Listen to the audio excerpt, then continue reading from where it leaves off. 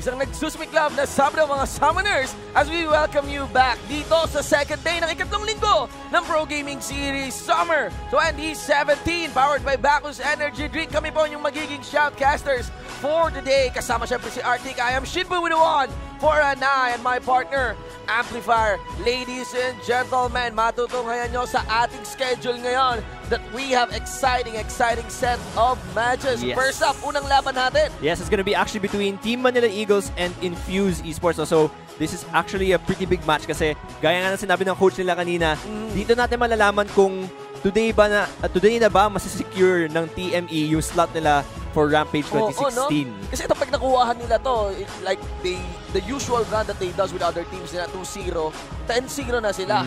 That's the thing about this one. And of course, you could see nga na as a reflection ng sinabi naming score dito onto our standings, makikita mo yung situation na itong laban na to. Clearly, Infuse Esports would be entering this match as the underdog with 3 points secured with a win-loss ratio of 2-4 compared to the domination na meron yung Team Manila Eagles ngayon, 8-0. Ladies and gentlemen, so medyo, alam mo yun, napaka-tight. Oo. Nung papasukin dito ng Infuse Esports. But of course, holding on to a win streak has its own difficulties as well. Pero bago tayo tumuloy sa ating insight sa ating mga laro, syempre, para sa mga summoners natin dyan na nagtatrabaho. Syempre, pag Sabado, diba, we always look forward for the weekend and this is our treat for you. This is the Summonership After Work Hangout kung saan pwede kayo makakuha ng free starter codes, manalo ng merchandise, there's a 40,000 RP prize pool, and minigames that is today. Ladies, on July 1. Saturday, July 1. Kasi Saturday din ngayon, 10 AM sa Guadalupe po yan. So, sa mga summoners natin nagtatrabaho, ang alam ko, kahit wala kang team, pwede kayong sumali as a team. Pero kahit wala kang team, pwede kang dumaan and you still get something. Now, entering this match, ladies and gentlemen, we are playing at a 7.12 patch, no? So, laban din ng TME. Totally, layo ng gap kasi talaga nito, diba? So far, as a reflection nitong PGS Summer natin, what are your thoughts between the two teams? You know?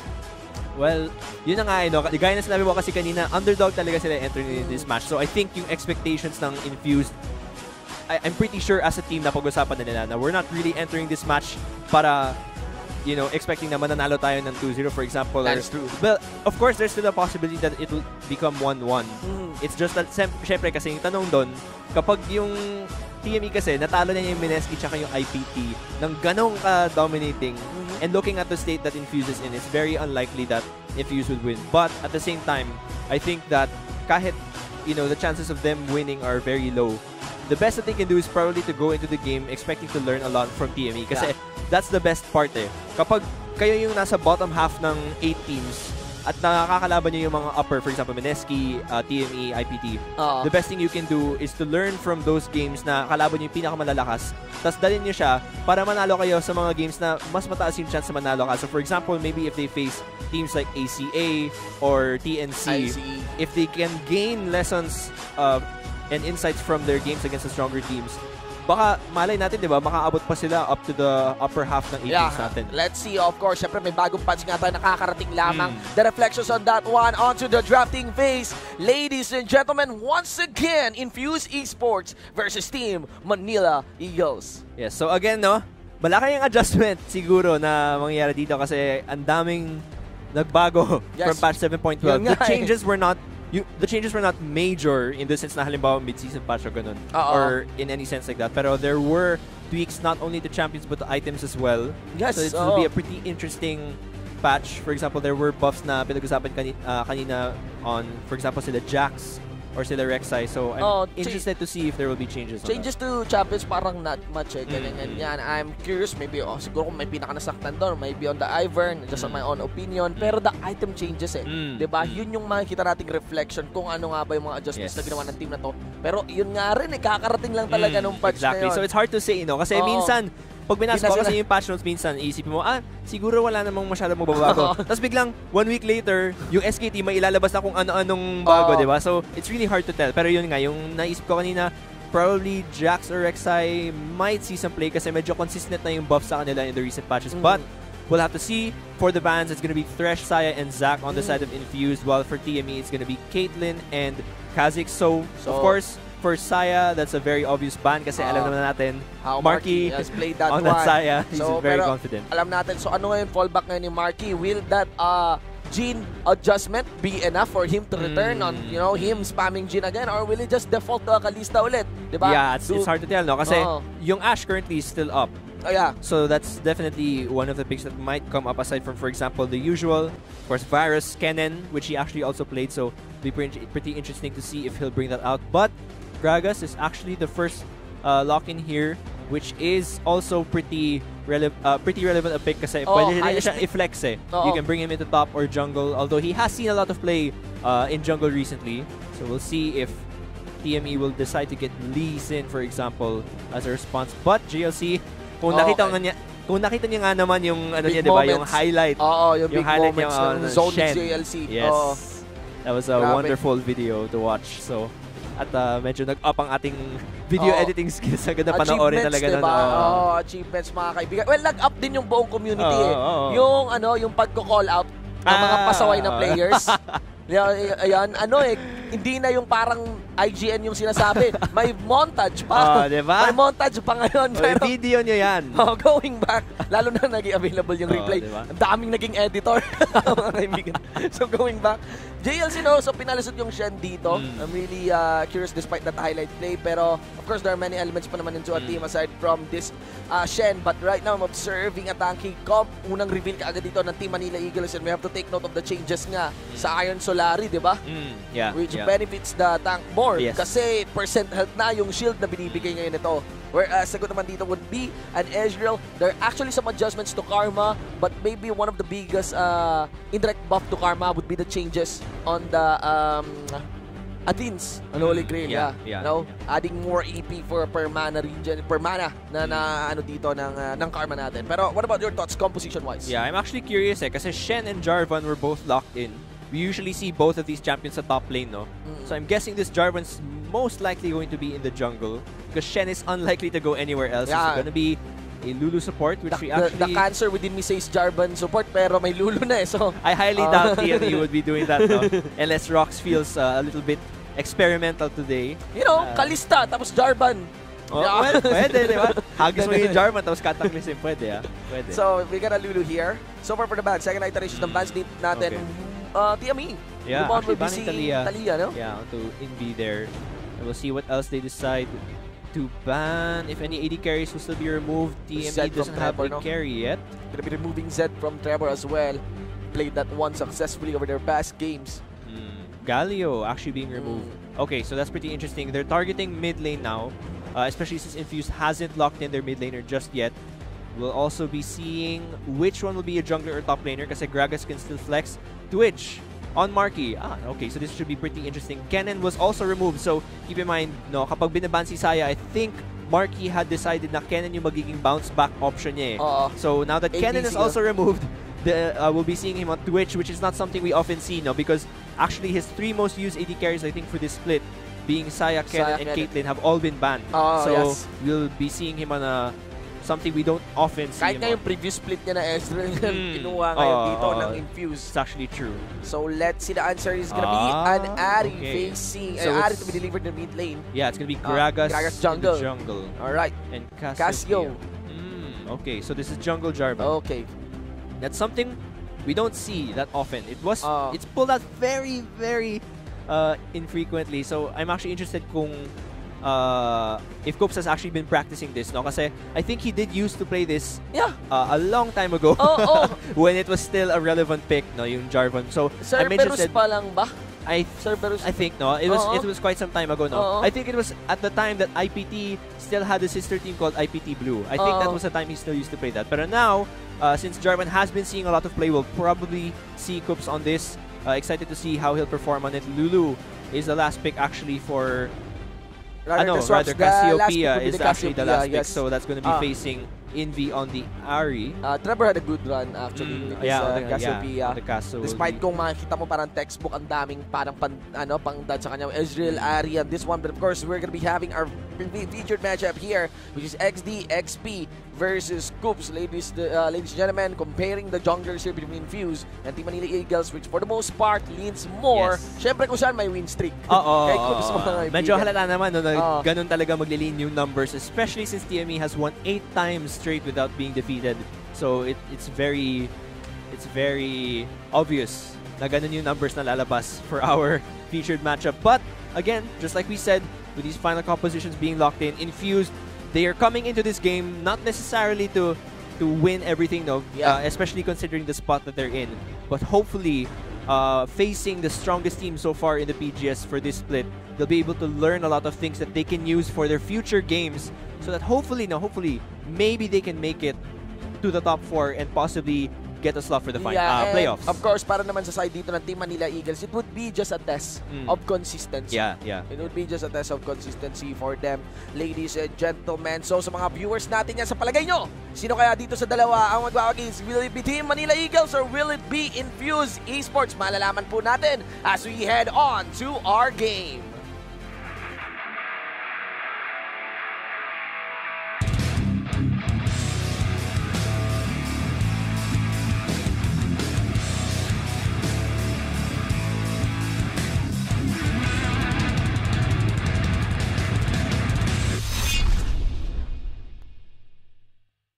Once again, ladies and gentlemen, we welcome you in the Summoner's Rift. This is the first game of the first matchup here in the second day of the third week of the Pro Gaming Series Summer 2017, powered by Bacchus Energy Drink. This will be played between Team Infused Esports versus Team Manila Eagles, and we are live at gaming.youtube.com/page Garena/live. So we want to send a bigger shout out sa mga summoners natin na nanonood ngayon. You can have the chance of winning on an Imperial skin. Yun yung 250 RP skin lineup, if I'm not mistaken. All you need to do is, while watching the stream, buksan nyo na po yung client nyo. Iwan nyo na dyan. Buksan nyo yung store. Then, there's actually, on the account tab yata yun, if I'm not mistaken, there is the link. Redemption, redeem. Kasi may lalabas pong code mismo dito sa ating stream. And all you need to do is paunahang matype yung code. But, the catch is, may missing character. So, kailangan nyo hulaan yun. That missing character could be a number, could be a letter, ladies and gents. And of course, meron din tayong Pro Gaming Series Digital Fan Art Contest. All you need to do is to create a digital, hindi traditional, digital artwork that consists one player per team. So, i-drawing nyo, gagawin nyo yung mga pro players dito, kahit sino, tig-isa per team. Yes, so on that on that single artwork, there should be 8 players there. Kahit sino pa yan, your choice, di ba? Gawa ka ng Dream 4v4 matchup. Yes. kasi walong players lang. So, ayan, the prize pool for that one is 9k RP. Yes, so dami rin nun, no? Yun, You're missing out kung sa mga marunong mag-drawing na summoner dyan.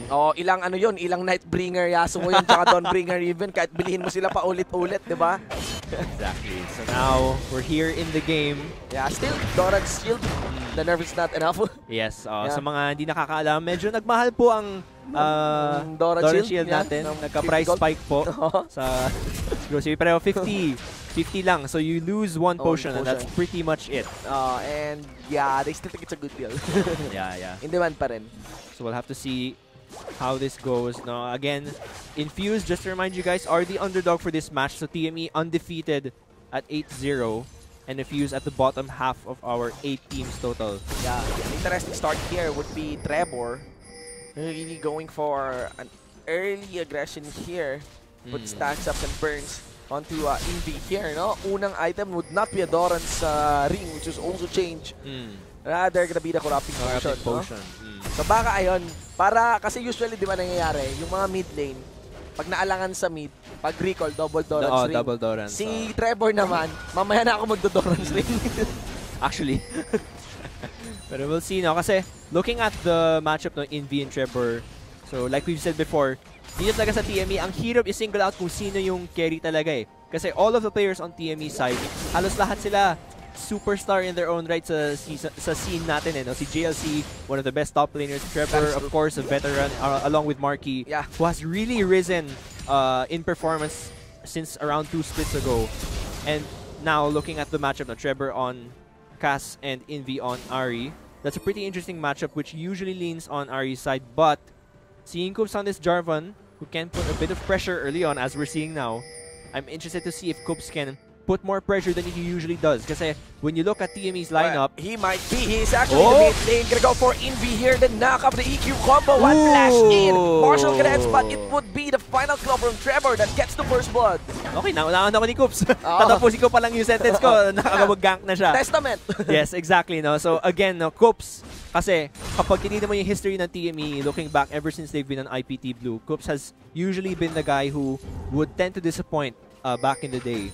But this split, I don't know if it's because his own individual performance has gone up or maybe his members around him are sort of inspiring him. Hindi ko sigurado, pero it seems like he's been more consistent with his performance recently. So seeing him bringing out this Jarvan, maybe he'll bring out the pressure that we've been often seeing him lack compared to other junglers. Siya yung parang sinasabi mong hindi masasabing superstar sa lineup. Pero parang pag-usapan dito sa team na to, Team Manila Eagles, at simula pa naman IPT Blue, parang hindi mo na siya aalis yan eh.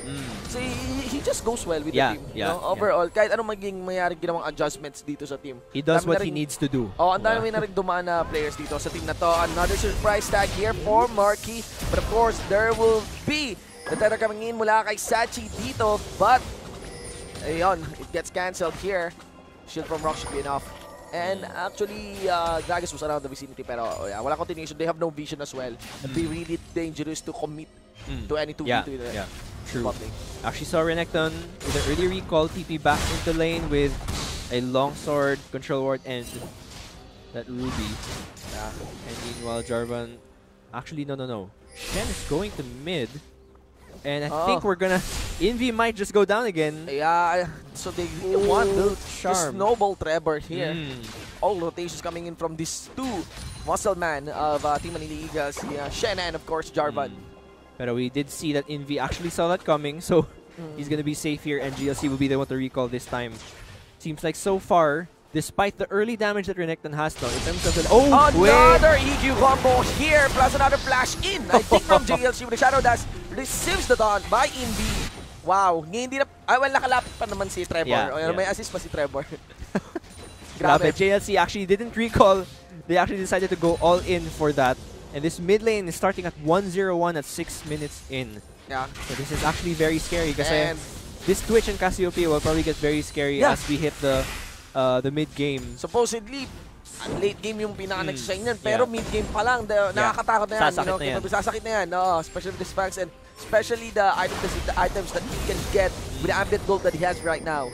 Definitely. And kita mo yung CS deficit dito ni Envy. Diba? So, Coops, once again, there is the standard flash, the Dragon Strike, and JLC is delivered as well from the Stand United. Coops would be tanking turret hits just enough to walk away. And Liar has no ultimate though to actually snipe Coops there. Meanwhile, in the mid lane, Envy and or rather XP is going to be joining Envy here. Now full engage onto Trevor. Grabe. Relentless pursuit. Relentless pursuit. From TME. Plus yung ultimate dito, halata mong binibiyahin talaga yung infuse kasi yung ultimate dito wala pa. When it is needed. Mas maagang nagpasimuno dito yung Team Manila Eagles. Grabe, tsaka I guess that's the thing, no? Parang yun yung isang magandang strength talaga ng TME as we've seen them perform so far. Trevor. And does Envy have the mana for the Spirit Rush? He's actually saving it. Might be one last thing as he's trying to buy time on XP. Sidestep the Q coming in from Trevor. There is the explosive because he needs to dodge that poison. Rather the one final hit on XP along with the help of Envy. Shuts down Trevor. Yeah, Trevor overextending there. No, he actually didn't have... he did have vision, pero because he was already past the halfway na river by the time na nakarating tong si XP, he actually had no time anymore. So, actually good job from XP and Envy to communicate for that gank. At least, medyo makaka-catch up si Envy from that kill. Pero like I was saying earlier, no, TME, I think one of the best strengths they've had so far is that kahit nagbago yung roster nila, no, it seems like they're very confident in each other.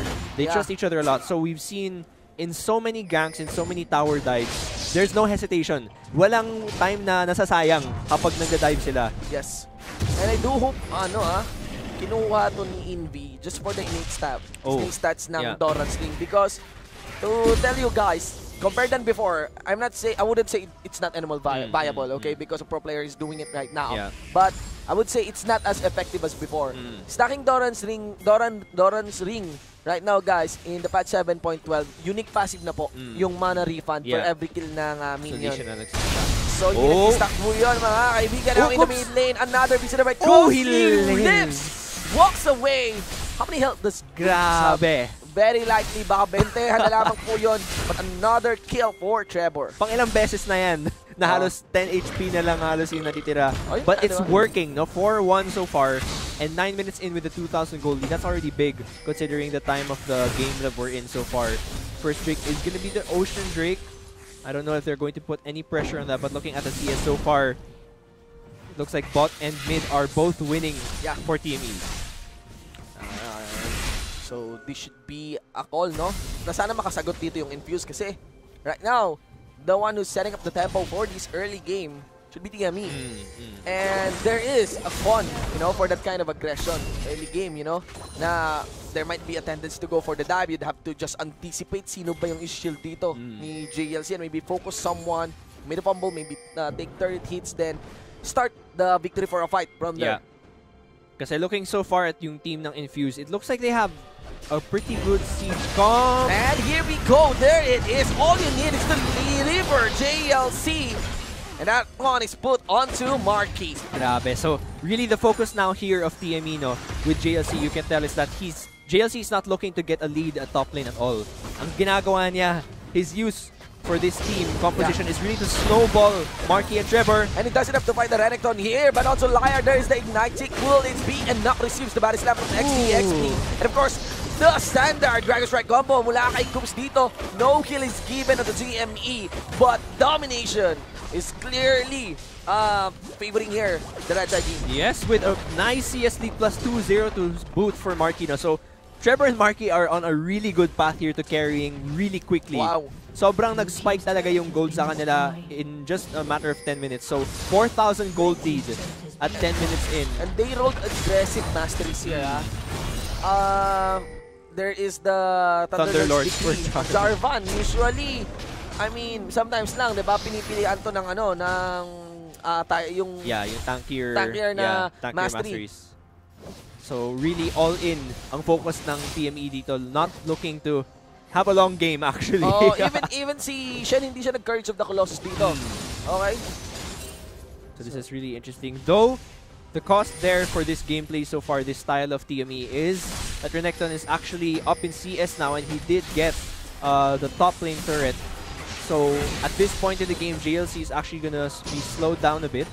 Kasi nawala na siya ng control sa top lane, and this might give Infuse the opening they're looking for because now the top lane is taken down. Oh, wait, actually Coops, is he gonna get a free Ocean Drake? Yes, he will actually. He will, man. And the thing here is that once this is settled, itong Ocean Drake na to, they could allocate their resources sa top lane na. And there is a juicy objective available in the top lane, which is the Rift Herald. Very true. Actually, kung mapunta yung Rift Herald sa kamay ng Infuse, that could actually help to bring the game back in their favor. Kasi, like I was saying kanina, na since may control na ulit si Pandar sa top lane, he can now use that slight lead he got at top lane and maybe create some pressure elsewhere on the map. Kasi Liar and Envy are having quite a hard time, and that's quite worrying kasi sila yung talagang main damage dealers ng team composition nila eh. So they have to find a way to get back into the game. Hopefully, it would be through sieging, but that Ocean Drake is actually going to cancel the poke advantage of Infuse because they had the Ahri and the Ezreal for poke, but now that the Ocean Drake is there, it might slow that down just a bit. Alright, ladies and gentlemen, again, reviewing the lead here. Manila Eagles has, it's around 3k gold lead on top of 4 kill lead. Almost 13 minutes into the game. Ooh. There's a third. They have 1-for-1 in terms of start. Oh, flash! There's gonna be the flash in. Ultimate burn on Envy. But will the poison thing be too much for Envy? At least there's shield coming in from Sachi. Okay, JLC just waiting here. Actually, there was a lane swap because he actually went down to bot lane to pressure instead. So no Rift Herald priority so far. It looks like TME is just looking to eliminate all outer turrets. Yep. And then maybe go for the Rift Herald after. Oh, bit of an awkward ult there. Yeah, gusto lang nila wave clear dead at the very best kasi wala silang Ahri. Yeah. To continue that fight. Oh, but no. rather, that is not good. No, that's an Ezreal getting caught by 2 melee champs. 4 out of 6 kills so far. JLC has been in participation. Halos lahat na nakita natin kills, no? Pati It's si because Coops, of the delivery of JLC. And Coops din, you know? 5 out of 6 in terms of kill participation. So ito na nga, yung allocation dito ng Team Manila Eagles, wala silang kaplano-plano. Patulan si Pandars. Ano? Allocate for the bot lane, nakuha na yung Drake sa bot lane, nakadalawang, first Drake nila, gonna be getting the Rift Herald. Yeah, so this will be pretty much a free Rift Herald. And pag nakuha nila yun, kung ano man yung split push na nagawa ni Pandars, wala na yun. Yeah. Especially with this Rift Herald, this is probably going to be 2 mid lane turrets. Indeed, doesn't see this coming, but Marky a bit too scared actually for that.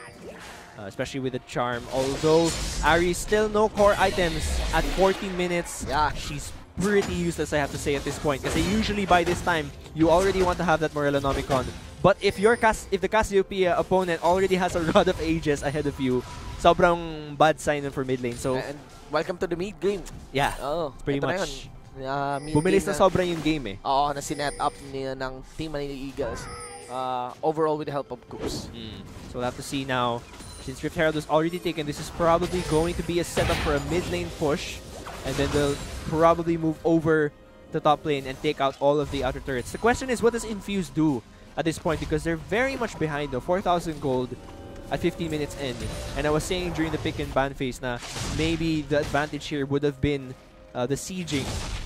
But it's taking a while for Liar also to get his power spike. Kasi he only has an Iceborne Gauntlet right now. So his damage is actually not enough to kill Trevor and Marky. The only other person that can kill the other carries is Renekton. So Renekton is actually one of the key members here. The damage is well dealt on Coops, who actually has hindi pa ganun ka tigas na defensive item positions. And mentioning that even Liar is forced on building a gauntlet here because he has to at least have 1 core item bago pumasok yung mid game. So siguro dedevate na muna. There might be a chance na hindi nga kumpletuhin yung ano dito, Trinity Force. And might be going for masyado matagal. Mana Moon as the second item. We'll have to see JLC invading just a bit while the rest of the members are actually at top lane. Rift Herald summoned actually at top lane, so this is going to be countering the push that Pandars had set. And that is 3 members. This is a very nice setup. Why? Lots of attack speed enchantment para kay Marky dito. 302. The Demacian standard will be there for this Twitch, not to mention the enchantments as well that might come in from Rocks. But interestingly, hindi na pigilan nila JLC na makarating dito o magpapansin sa bot lane para dumating yung Infuse Esports members dito sa top lane. Kasi pag tinignan natin yung composition ng Infuse, no, they don't really have that reliable of an engage. Like Gragas, he's not really known to have reliable engage anymore, especially na nerf yung SS niya na mas mabagal yung travel time. So it's actually just really sieging that I can see because otherwise, parang mahirap magka-pick eh. Unless Gragas lands the body slam, then they won't be able to really catch him off guard. Yeah, oh my god, another catch onto this Liar. Maging honest ka! And in the backline, there will be another JLC ult stand united, but rather Coops would just be putting the combo, patakbo dito sa membro ng Infused Esports. Nonetheless, they'll be taking their first inner mid lane turret. Gonna be going for the second turret on this one. And alanganin talaga, one requirement for you to at least slingshot back into the game is a wave clear, but it's only on the Ari. And Ari is very behind. It has no core item. Well, there's the badges wheel. Finally, completed. Oh no, Sachi. There's Sachi, the poison kick. Rather, Mark is going ham at it. But of course, with the help of Rox, there's also the transmogulate mula kay Rox as well, allowing to peel for Marky against XDXP. And the problem is, no, kapag may Renekton at Ari sa game mo, usually you expect them to win their lane and then win the game. Win lane, so that's the difficult part. Now that Renekton and Ari are both not really snowballing, it's difficult to see how Infuse will bounce back when you have a team composition like this. The only hope would be maybe the 5v5s, but the problem is maganda rin yung 5v5 ng TME. Because the reason I said 5v5 is because Gragas can probably take the front line to tank it, and Ezreal can just maneuver at the back line. That is true. But with Coops and JLC's coordination of locking single targets down so far, even the innate escape mechanic of Ezreal might be useless against that. We'll have to see, but Earthdrake is being taken here now, and all lanes are pushing so far in TME's favor as Baron spawns in 1 minute. Looks like this might be a really fast game. And there's another assassination to be pulled off here by Marky. It's gonna be a 2v1, but where's the sponge? Rather, there will be a kill. Perfect 2v1! That's the charm, receives the homing Foxfire. Plus the Spirit Rush stacks, rather Foxfire lamang. But still, that is clearly a statement of Marky's power spike. 6-1-0 and Blade of the Ruined King and Runons at 19 minutes. Like we said, TME, they really like the fast-paced game. Yeah. At least for this game, I don't know kung ano playstyle nila. And I guess that's another thing to ask when you look at TME. I wonder what kinds of team compositions they can play. Kasi may iba-iba yan, diba? Usually, we tend to see different kinds of team compositions from different teams. Other like fast-paced games, others like siege comps, others like poke compositions. I wonder what TME cannot play. Or I wonder what kind of team composition they're weak against. Because I think that will be really useful information, especially for the stronger teams like Mineski and IPT that are looking to beat them, you know, especially once we reach the playoffs. And right now, we are only 2 stacks away for the full completion of, for a full stack na Rod of Ages para dito kay Trevor on top of that Morelio, Nomicon. So, it is a very sticky situation here for Infuse Esports. That's now an 8k gold lead here. Set it up by Team Manila Eagles with an ADC that can 2v1 and take the full bottom lane of Infuse. Right now, a config for them would be actually, well, the one who's split pushing weirdly here is Trevor. 8,000 gold lead at 20 minutes is too big eh. I highly doubt that Infuse can get back into this. I think it's better that they just do what they can for this game and think about their draft for next game. Kasi looking at this team composition, I don't think it's something that Infuse should be bringing out against TME. When you lock in champions that are looking to get a win in their lane, and you're facing a team that's probably stronger in the lane against you, you should probably look for a different kind of team composition. That is siguro yung gaya nga na sinabi mo, yung may mas magandang slingshot or rubber band mechanic to win later on during maybe the mid or the late game. Because when you look at when you look at the coordination of TME as a team so far, 8-0 undefeated, it's difficult to be confident and say, kaya namin talunin yan sa early game. It's really difficult to say that now. That is true. And there's a redemption build. Redemption or rather Solari. Build path here. Para kila XDXP and Panthers. I'm not so sure how powerful can that be. With this kind of deficit 3D. It's a matter of time. Kanina ang ganda sana ng config na yun, try to like chase down Trevor as he was in the red side jungle habang na mabagal-bagal yung pagkabaron dito ng pagkuha ng baron dito ng Team Manila Eagles. But the thing there is that the vision is denied from them. Totally no idea what's happening or what are the capabilities of Team Manila Eagles because their last impression of Team Manila Eagles power was the 2v1 from Marky. You know it's bad when he can 2v1. And Pandors can't actually even handle the damage coming from JLC now. Yeah, Deadman's Pig is just too much. There's just lots and lots of armor despite the Black Lever from the Renekton. Now the cleaner top lane turret is taken here by Team Manila Eagles and it seems that they are not backing out. Aiming to pull up a siege here in the top lane inhibitor turret. We'll have to see. Actually, I'm thinking maybe when Infuse looks at the pick and ban phase for the next game, maybe, just maybe they can target Coops. Because before, we used to know Coops as a guy who didn't have a deep champion pool. No? If I remember correctly, siya yung Wukong main eh. Nung panahon, di ba? Meron din, yun nga, Jarvan Wukong.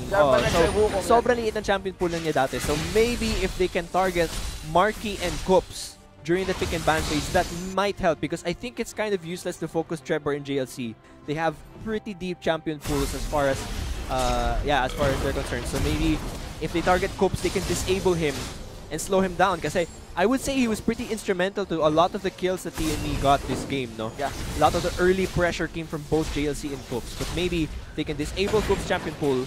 It'll help Infuse to reach the mid and late game. Here's what's interesting about the comp here by TME though. Hirap sila mag-siege. Yeah. Because they initiate comp, no? It requires them to dive. So kung nag-fail yung dive nila, medyo delikado, no? This Baron is helping a lot though. And they're setting Renekton on JLC. They need to actually get vision of JLC, but not like this. If they use vision of JLC, he will be allowed to cast the Stand United. And there is the dive completed. Ghost would be walking out. But members here, without any casualty though, members of Infuse Esports would be back out, allowing Team Manila Eagles to take their first inhibitor threat, making a demolition work onto the inhibitor here as well. They would walk away, putting that Baron to good use. Yes, and the next Drake is gonna be Earth Drake. But I don't think, will they even go for that? Kasi feeling ko kaya pa nilang i-push but they're probably going to back out a bit and spread things out again. Akala ko yun sana yung plano ng Infuse Esports. Ang ganda na nun Hirap yung Team Manila Eagles na makapag-dive. Ang isang config lang nila para mag-dive would be initiate mula kay Coops na merong stand united ni JLC. So what do? You send someone that can stun JLC. But the moment na nawala si Pandars, napansin si JLC na nilayuan siya ng Pandars, they went for the dive. Even if a 5v5, they're poised to win it. Yes. Actually, even 4v5, kasi nakita natin, Marky is still at the state where he can 2v1. So even if it's a 4v5, nakakatakot pa rin siya talaga. So Infuse here is actually really just waiting for TME to make a mistake because remember, even though it's only 2 kills, Infuse still got 2 kills, so TME can still make a mistake. It's very unlikely, but it's what they're hoping for. So, Manamin completed here. I'm not so sure how many stacks are there available for the Israel, but seriously, they're lacking in damage here. They would want to capitalize on the idea nung na difficult mag-siege para dito sa TME. Pero ngayon, mas lumakas na yung complete nila kasi may isa ng access point sa base nila, which is the mid lane pa. If ever they pulled off siege in the bot lane or even in the top lane, may madaling nakaka-rotate for a flank position as it enters, a champion will enter the mid lane. Plus, double Earth Drake, so the objectives will melt even faster now. And I think, I don't know, I want to know what the Ezreal mains think kasi going for Iceborne Gauntlet first, yun nga. I mean, it is useful, especially against targets like Cassiopeia and Marky, who are looking to really move in quickly and try to kill you. It helps to really slow them down and give your other teammates a chance to gank. But when you look at the team composition of Infused, where you really need damage dealers, and Harry fell behind. Plus, you had to deal with Coops and GLC. I think Trinity might have been a better option. Rather than the Iceborne Gauntlet. I think the Iceborne Gauntlet at this point should have just been a luxury third item or something. The problem was the Trinity was the one made as a luxury item because of the tight early game for Infuse Esports. So baka ayun kasi nagsimula yung mid game talaga. Ang dami ng buo nung Team Manila Eagles. 40 minutes pa lang. And wala pang buo si Ari dito, di ba? Si Invi dito, and siguro napaisip na sila, kailangan may something man lang ako pagpasok ng mid-game. Here we go, a two-shot barrage, at least to wave clear, but where is the turret there?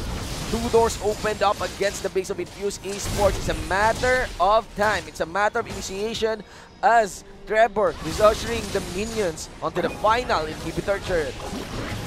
Here we go. TME, like we said, it's just a matter of time until they try and take this game. Infused just trying to do whatever it is they can to delay and maybe hope for TME to make a mistake when they dive. There are some mechanics that can help them to survive, like the ult of Gragas, but GLC moves in. And he attacks the Ari, and that's all that you need. Ari before he gets polymorph. The final kick here from the Spirit Rush would allow him to escape. And look at that, all the beats coming in from Marky, and JLC and Coops leading the fray on this one. There is the Defiance mula dito kay Lasachi, but all of the inhibitors against Infuse Esports are gone. Another re-engage here. Marky taking up a frontline position, and Coops will not go down as the Wild Growth will be adding durability on him. Isang tingin ka lang, sabi ni Trevor dito as he deleted Liar, ladies and gentlemen. I think this is the game as Coops and JLC, the 2 key players for the early game here of Team Manila Eagles,